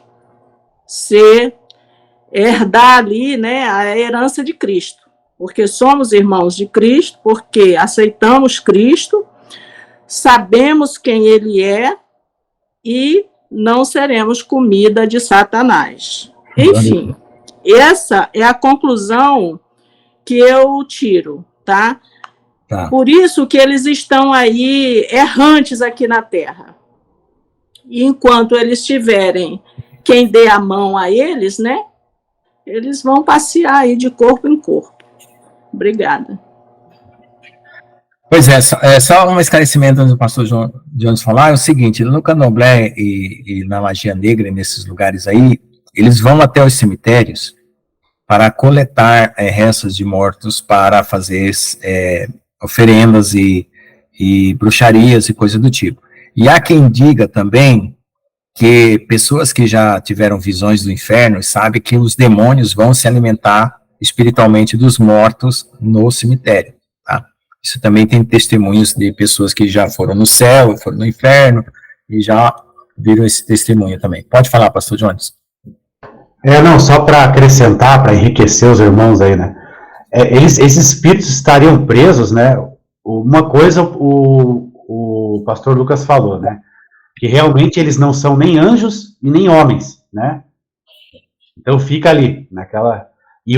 E outra evidência é quando Jesus fala assim que o demônio, o espírito imundo, quando sai do homem, ele vaga e não encontra repouso, né? Então daí a vontade dele é voltar de novo para onde ele estava. Então Jesus disse que ele não encontra repouso, né? Por quê? Porque realmente estão presos. Ok. Então, agora vamos para o restante da mesma descrição aqui, né? Eles vieram para o outro lado do Quinerete, para a região dos Gadarenos, e quando Yeshua saiu do barco, imediatamente veio ao seu encontro dos túmulos um homem, aqui só fala um homem, tá? Com um espírito imundo. Ó, quem que levantou aí? Não, é o irmão Francisco que colocou um versículo, né? Isso, exatamente isso aí que o pastor João se referiu. Bom, vamos continuar aqui então. Veio um homem com espírito imundo, que tinha sua morada nos túmulos, e ninguém podia amarrá-lo nem mesmo com correntes. Muitas vezes ele foi amarrado com grilhões e correntes, mas as correntes foram despedaçadas por ele e os grilhões lhe se esfarelaram. Então vejam mais detalhes aqui, né? E ninguém podia dominá-lo. E sempre, de dia e de noite, ele clamava nos montes e nos túmulos e se cortava com pedras. Então, quando ele viu Yeshua de longe, ele correu e se ajoelhou diante dele. E clamando em alta voz, você veja a atitude da pessoa e a atitude do demônio, né? A pessoa veio e se ajoelhou, né? Então aí, e clamando em alta voz disse, o que você tem comigo, Yeshua, filho de Deus Altíssimo? Eu te conjuro pelo Deus que não me atormentes. Porque Yeshua lhe disse, sai deste homem, espírito imundo. E Yeshua perguntou, qual é o seu nome? E ele respondeu, dizendo, Legião é o meu nome, porque somos muito. Então o homem estava possesso de vários demônios. E Legião implorou muito a Yeshua para não mandá-lo para fora daquela região. Então, aqui tem uma outra interpretação, irmãos, de que os espíritos, eles vivem como os cachorros. Os cachorros, eles têm territórios. Lá na universidade, tem muito cachorro abandonado, então você tem os cachorros perto do restaurante, né, universitário, tem os cachorros perto da reitoria, tem os cachorros perto da farmácia, tem os cachorros perto da engenharia de materiais. E é incrível que qualquer outro cachorro que passa ali, eles latem, né? Eles não querem que outro cachorro entre naquele território. Então, os demônios têm essa particularidade de serem territorialistas, né? E nesse caso, ele pediu para não ser lançado para fora daquela região, talvez porque eles iam ser atormentados por outros demônios, né? Disputa de território, é uma interpretação minha, não tenho certeza. Uma grande manada de porcos estava se alimentando perto do monte, e todos os demônios rogaram, dizendo, manda para o porco e entremos nele. Então, aqui tem uma jogada inteligente, né, por parte dos demônios, que era para poder eles voltarem aos corpos daquelas pessoas que iriam se alimentar dos porcos nos sacrifícios, né. E então, Yeshua deu-lhes permissão, mas o Senhor deu permissão sabendo qual seria o resultado. E aqueles espíritos imundos entraram nos porcos, que era cerca de 2.000, e a manada precipitou-os para o lago por um penhasco, e no lago se afogaram. Então os porcos se afogaram, certamente os demônios não puderam permanecer nos porcos. Aí depois disso, algumas pessoas dizem que quando alguém morre com esse espírito, no caso o porco, os demônios voltariam para o abismo, de qualquer forma. Aí eu já não sei, não posso afirmar isso, tá?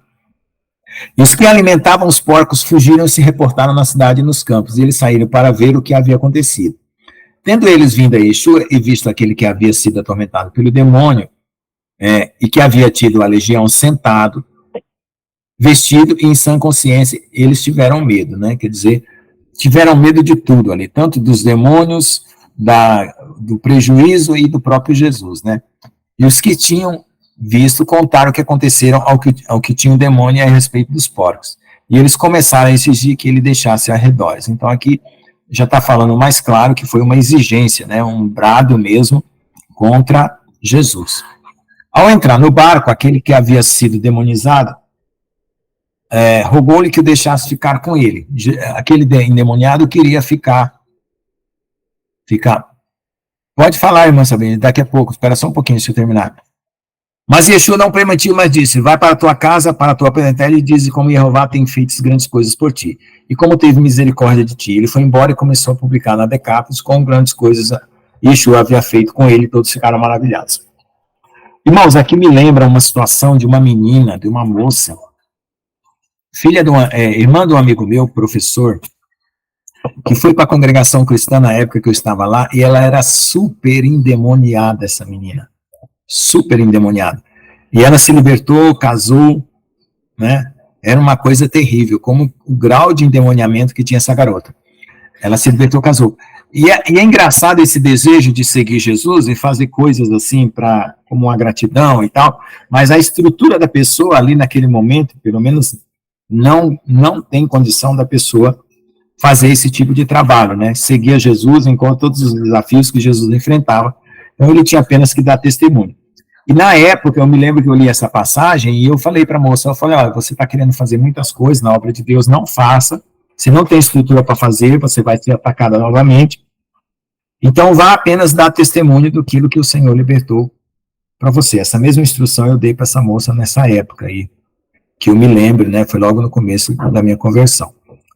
E isso acontece também, irmãos, o seguinte, eu vi igrejas, esse é um outro detalhe que eu vou falar, pegarem jovens, 14, 15 anos, e fazer campanha de evangelismo meia-noite nas praças onde havia prostitutas e efeminados e coisas desse tipo. Jovens novos convertidos não podem participar desse nível de batalha espiritual. Eles evangelizam os coleguinhas da sala de aula, né, a família e tal. Não pode ser colocado para esse nível de batalha. Gente, começa a ter problema na igreja, os jovens começam a brigar, começa a ter prostituição, começa a ter adultério, porque eles entram num território terrível. A batalha espiritual, ela tem que ser entendida na sua consistência, senão você ignora e você põe pessoas em risco Então, foi uma das coisas que eu não concordei na igreja, né? Quem tinha que fazer o trabalho de evangelismo para as prostitutas e os homossexuais nas praças à meia-noite eram os maduros na fé. Que quase ninguém tinha lá, ou se dispunha para isso, tá? Mas os jovens não era para fazer aquele tipo de trabalho, eu, na minha opinião, né, em vista desse conteúdo aqui, né, não devia acontecer.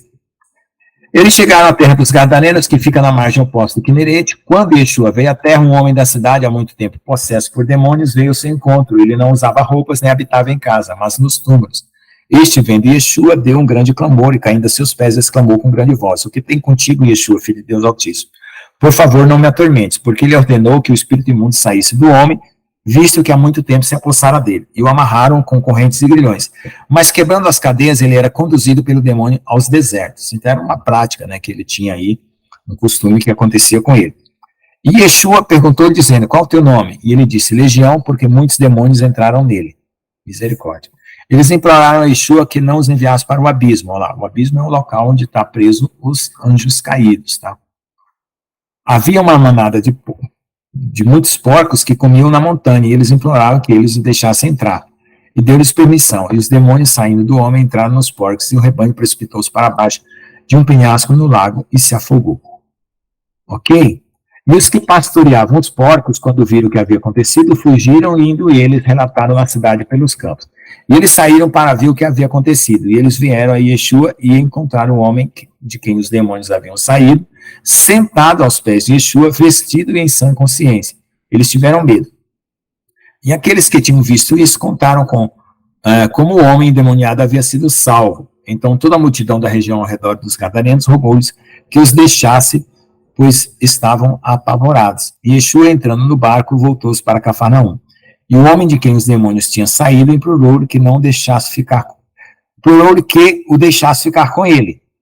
Mas Yeshua despediu, dizendo: volte para sua casa e diga como grandes coisas Jeová tem feito por você. E ele partiu, publicando por toda a cidade as grandes coisas que Yeshua havia feito por ele.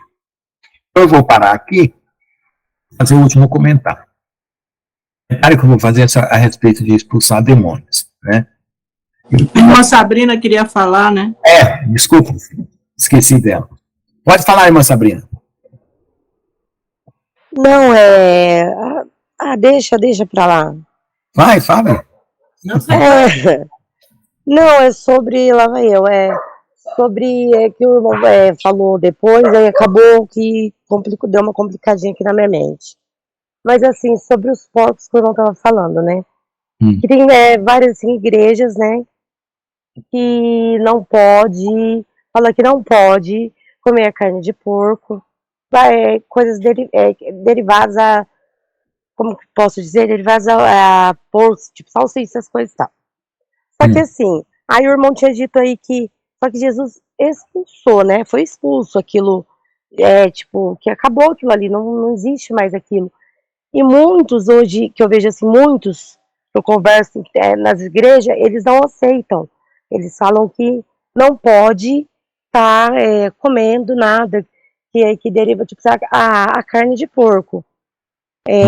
Por causa desse acontecimento aí que teve, desses meninos que ficaram endemoniados ao comer a carne de porco. Aí eu fico aqui assim me perguntando, se Jesus foi expulso, ali acabou por ali, não concordo ou não? Se você agora pode comer carne de porco, porque Jesus já expulsou dali. Ó, é o seguinte. Não que eu goste muito, não que eu goste, porque eu não ligo muito pra carne de porco. Mas assim, é uma coisa assim que fica assim, que eu tento entender essa parte, assim, porque eu falo uma coisa, outras. Eu acredito, irmã Sabrina, que vai vai de como você vai agradar ao Senhor, o que você quer fazer para agradar a Deus, né? Porque mais profundo critério do que seguir mandamentos e regras é você conhecer o coração de Deus para tentar agradá-lo, entendeu? Fazer o melhor para Deus por amor. Isso é maior do que qualquer regra, tá? Então, isso é uma coisa que você tem que procurar do Senhor, aquilo que o que Ele vai exigir de você para agradá-lo. Eu, pessoalmente, eu já não gostava de carne de porco desde criança. Eu sentia vômito quando eu comia carne de porco cozida. Eu ainda passava pela assada, a carne de porco assada eu comia. Outro dia, a moça pegando marmita aqui, antes do irmão João vir morar aqui, eles fizeram uma milanesa de carne de porco. E eu pensando que era frango, eu meti a bocona. Quando eu já estava lá no meio do caminho, sentia ânsia de vômito, aí eu liguei para eles no celular, que eu tinha pegado a marmita, e falei, por favor, não façam isso comigo, porque eu agora comi um negócio aqui e estou embrulhado o estômago. Mas era uma coisa, naturalmente, que acontecia comigo desde criança, carne de porco cozida e ainda passava assada. Depois que eu comecei a entender, então, no meu coração, tá? Para agradar ao Senhor, eu saí fora da carne de porco, tá bom? Pode falar aí quem está na fila? Mesmo, assim, realmente eu não sinto muito. É por isso que eu fiz essa pergunta, né? Tá. Mas amém. Então, você vai consultar o Senhor e aquilo que o Deus colocar no seu coração para agradá-lo, você vai fazer, tá bom? Pode falar, irmão. Quem está na fila, João Batista ou Francisco? Não sei, eu acho que Francisco. Vamos ver aqui. A fila diz aqui, peraí. Francisco! Fala, irmão Francisco, tá primeiro. Isso daí, do jeito que o Lucas falou, eu concordo, né? Agora, em termos práticos, até para a irmã Sabrina, que eu já falei aqui também numa reunião de grupo, assim, no norte, nós falamos que a carne de porco é remosa. O que significa ser remosa? Se você tiver qualquer tipo de inflamação, ela potencializa essa inflamação. Uhum. Então, é mais um motivo até da gente não consumir. Tem gente que vai justificar, está escrito também, né? Tudo que não provém de fé é pecado, né? Uhum. Assim, como o irmão Lucas falou, se colocou no teu coração para não consumir, ótimo, porque ela traz mais malefícios que benefícios. Até quem vende carne de porco já me falou isso. Uhum. Agora, quem tenta explicar assim, não, tudo isso acabou, não sei o quê, é que antes não tinha higiene, aí eu derrubo essa teoria da seguinte forma. Se não tinha higiene para carne de porco, não tinha higiene para carne de boi, para carne de cabra e por aí vai. Uhum. Aí a gente vê outros animais, por exemplo, o camarão, a lagosta, também está incluído. Uhum. Aí eu falo assim, os mares daquela época eram mais limpos ou mais sujos que os de hoje? Eram mais limpos. E aí, por que a proibição, né? Então, eu entendo muito mais, né? Que o Senhor conhece de todas as coisas, ele sabe que traz mais malefício do que benefício, então, por isso, colocou essa restrição. Não por falta de higiene, nada por outras coisas assim. Agora, vai ser muito difícil você escapar de comer derivados da carne de porco, porque está em tudo quanto é alimento. É verdade. É complicado. Fala, irmão João Batista. Só fazer um comentário, porque lá no Calvário, quando o sangue de Jesus derramou, né? Ele libertou nós de todo o sacrifício, né? Agora, a carne tem muitos alimentos que tem a intolerância, né, cara? Tem pessoas que não gostam mesmo, né? Uhum. Mas a questão de não comer a carne de porco por causa daquela situação que Jesus passou, Jesus liberou nós de todos os sacrifícios, tá? Essas coisas que existem são doutrinas religiosas, né? Uhum. O Senhor derramou o sangue, quando o véu rasgou, né? Ele libertou nós de todos os sacrifícios. Amém? Amém. É isso que eu estava querendo dizer, que o irmão Batista falou. Né? Era mais ou menos isso que eu estava querendo dizer, mais ou menos. Amém. Mas então está resolvido. Ó. Paulo fala assim: o que come não julga o que não come, e o que não come não julga o que come. Tá bom? Passa cá. Não, falei julgando, eu falei porque às vezes a pessoa tem. Não, irmão João Batista, pelo amor de Deus, não estou falando de você, estou falando do versículo bíblico. Espera aí, deixa eu falar até. Não leve nada pro pessoal, não, tá? Não tem nada pessoal aqui. Eu não tô falando. Paulo fala, eu, por exemplo, que não como, não posso julgar a irmã Sabrina que come. E ela que come não pode me julgar que não come. Só isso, entendeu? Nada. Amém. É um versículo que eu tô falando. Não falando de julgamento de você, não. Eu só fico isso, falo assim, porque tem gente que é intolerante. Tem gente que passa mal. Pois é, isso é verdade. Tá bom, irmãos? Vamos encerrar então. Aí nós vamos ficar com os Yeshua e os discípulos cruzam de volta aqui Nereta em direção a Cafarnaum. Tá bom? Vamos então orar. Quem ora por nós aqui? 21h47, né? Dá para nós encerrar. Quem gostaria de orar? Se ninguém, eu vou orar. Não, eu posso orar, se ninguém orar também. Eu fico sempre por último. Então vamos orar, né? Vamos agradecer a Deus, né, em nome de Jesus. Pai querido, obrigado, Senhor, por esse encontro, né? Esta aula, que é um encontro, que é um culto, que é tudo, Pai querido, né? Louvado seja Deus por isso.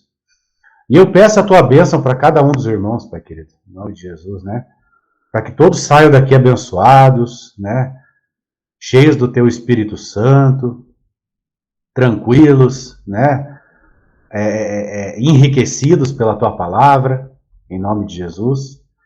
Pai querido, vai abençoando aqui, né, cada um aqui, Pai. Eu gostaria de mencionar cada um aqui: o presbítero Francisco, né? O profeta Batista, o pastor João, a nossa irmã Liz, ou Lãs, como gosta o pastor João, né? O pastor Lucas, a irmã Margarida, está aqui, a irmã Ricardina e a irmã Sabrina, Pai. Eu peço a tua bênção para cada um dos teus filhos aqui, Pai querido, em nome do Senhor Jesus, né? Eu peço, Pai querido, a tua proteção, a tua segurança, né, a tua provisão para cada um aqui, em nome de Jesus, né? Eu peço a ministração dos teus anjos na vida de cada um aqui, Pai querido, no nome santo do Senhor Jesus, né? Assim eu oro e já te agradeço, né? No nome santo de Jesus, que o Senhor nos despeça na graça, na paz, na segurança, em tudo, Pai querido, né? Em tudo enriquecidos pelo teu Espírito Santo. Em nome do Senhor Jesus. Amém, amém, amém. Amém, amém. Glória a Deus. Amém, glória a Deus. Amém. Então eu vou parar aqui a gravação. O tema fica livre. Meus queridos, eu estou curioso. O que é mais caro aí? Carne